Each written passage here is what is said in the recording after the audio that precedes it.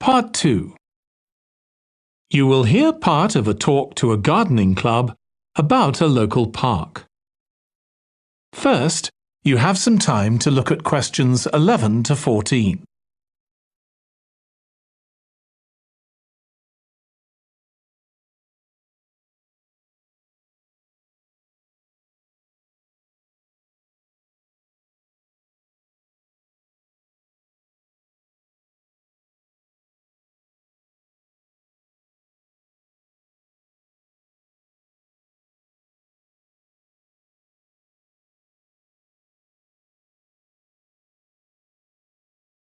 Now listen carefully and answer questions 11 to 14.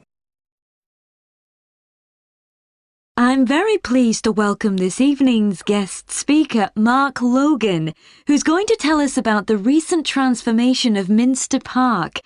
Over to you, Mark. Thank you. I'm sure you're all familiar with Minster Park. It's been a feature of the city for well over a century and has been the responsibility of the City Council for most of that time. What perhaps isn't so well known is the origin of the park.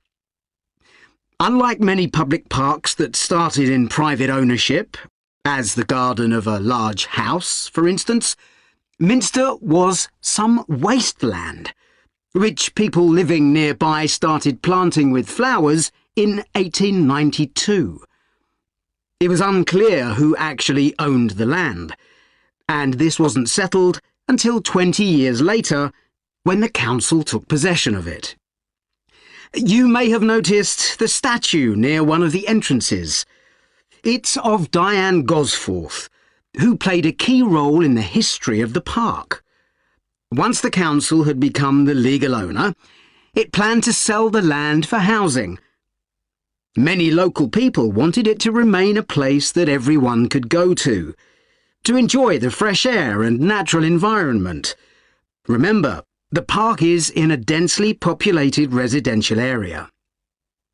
Diane Gosforth was one of those people, and she organised petitions and demonstrations, which eventually made the council change its mind about the future of the land.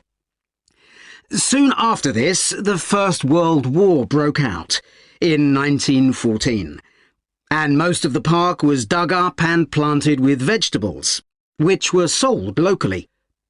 At one stage, the army considered taking it over for troop exercises and got as far as contacting the city council, then decided the park was too small to be of use.